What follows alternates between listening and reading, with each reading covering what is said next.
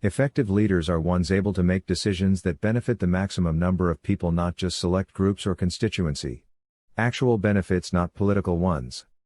Not every issue comes with a solution that checks every box. One change may have consequences down the line that decision makers must consider. Some are not willing to. During the shelter-in-place, many on the left of center sought to protect renters by coming up with the idea of canceling the rent. A knee-jerk reaction to a complex problem. One person's expense could contribute to the incomes of a multitude of others. In our complex and dynamic economy, one must understand the impact one policy has across multitudes of sectors and groups. Besides discomforts, many people feel negative impacts from social distancing required by the COVID-19 pandemic. Not everyone is fortunate to continue to collect income while not physically on the job. Understandably, there are those advocating to help those people, but not doing so in the most well-thought-out manner. Shifting the impact to others from one group to another is rarely good public policy.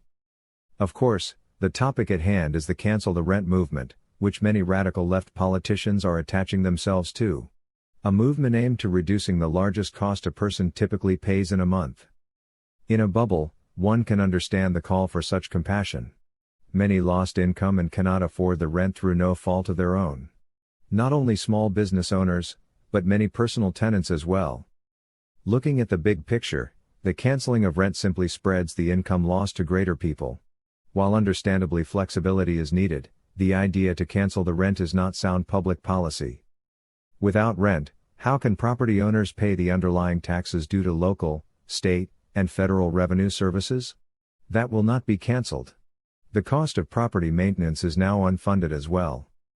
Canceling rents will also prevent property owners to find additional funds by borrowing against a potential asset, even if it may not be fully attainable. Exacerbating a problem. Property owners need to be flexible with those people facing hard times due to truly no fault of their own. Policymakers may need to consider ways to provide rent relief in future rounds of stimulus. Easy to assume that every property owner and landlord is a wealthy person able to afford to miss a few payments.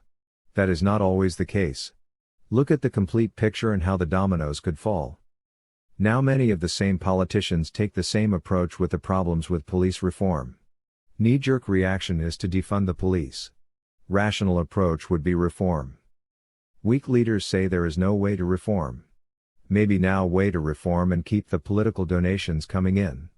Democrats not willing to take on unions is usually because they cannot replace the funds.